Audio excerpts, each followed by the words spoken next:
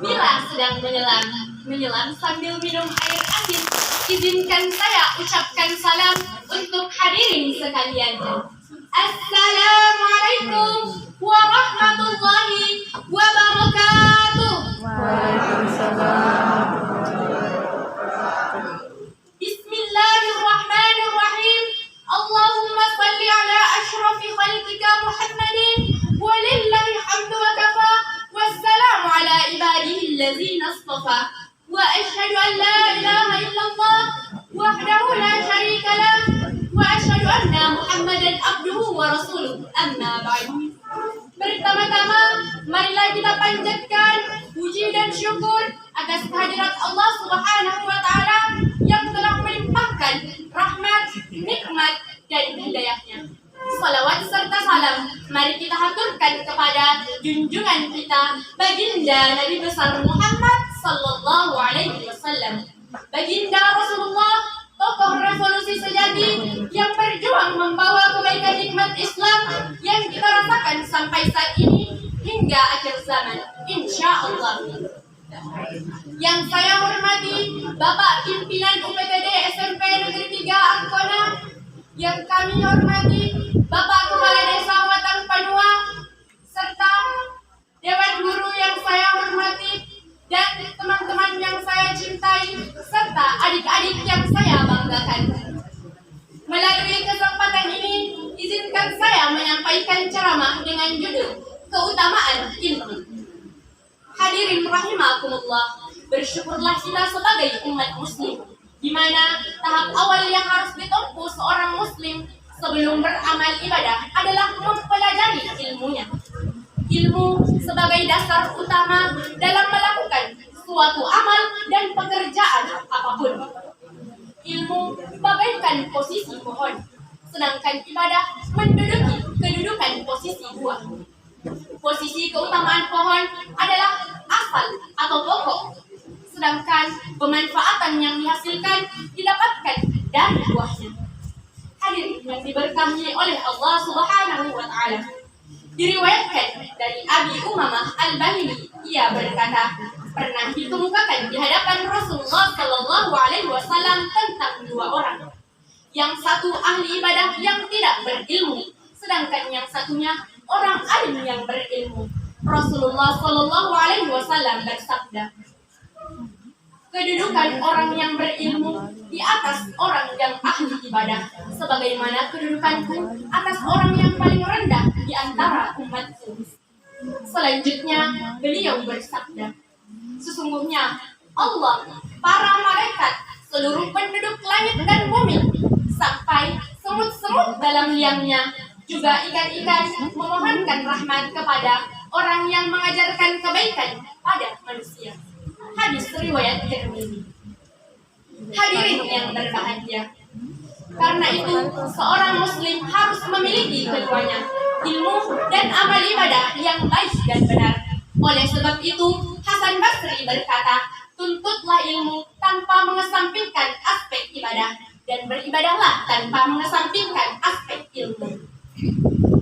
Ilmu menjadi pokok yang harus dijadikan panduan, maka menjadi keharusan untuk lebih dahulu dipelajari dan dikuasai sebelum beramal ibadah.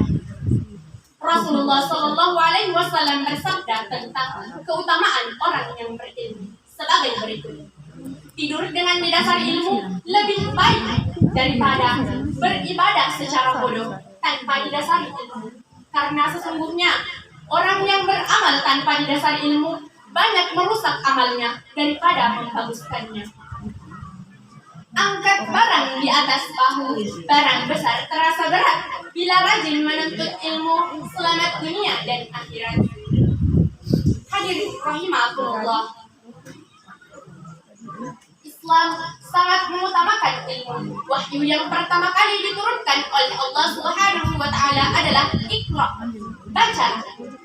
Kita tidak akan bisa menjadi pintar hanya dengan duduk saja. Kita yang membutuhkan ilmu, bukan ilmu yang membutuhkan kita. Allah Subhanahu wa taala berfirman dalam Quran surah Al-Fatir ayat 28 yang berbunyi, A'udzu billahi minasy syaithanir rajim.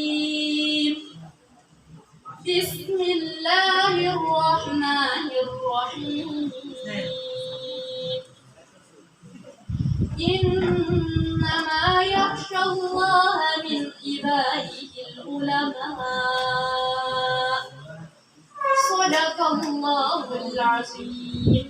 Yang artinya sesungguhnya yang takut kepada Allah di antara hamba-hambanya adalah ulama. Hadirin yang diberkahi oleh Allah Subhanahu wa Ta'ala, para ulama memiliki derajat di atas orang-orang yang beriman dengan 700 derajat, di antara 2 derajat, 1 derajat ke derajat atasnya itu selama perjalanan 500 tahun masuk di surga nantinya.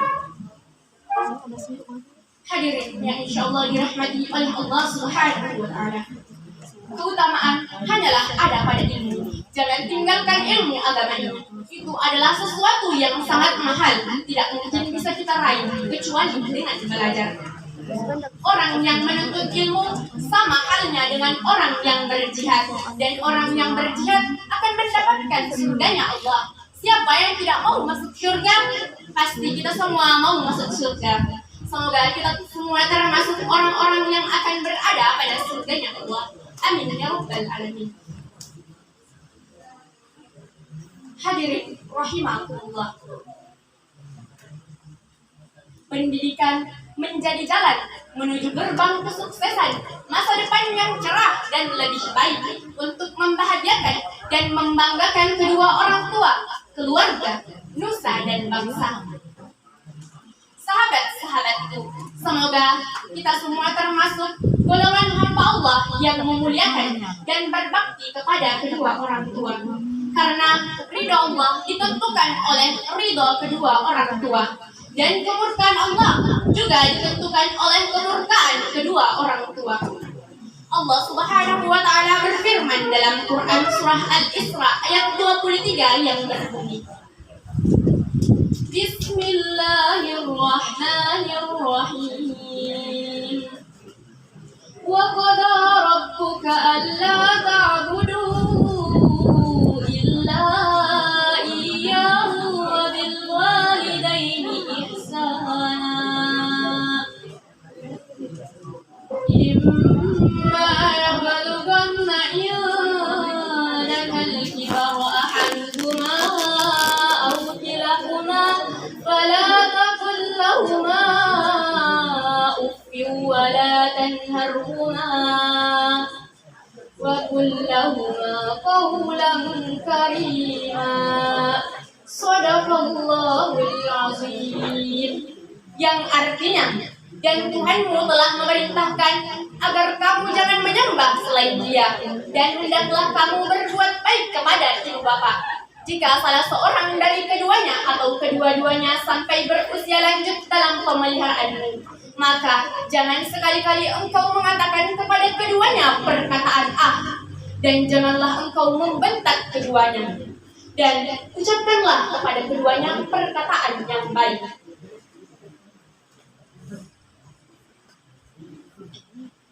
Hadirin rahimakumullah,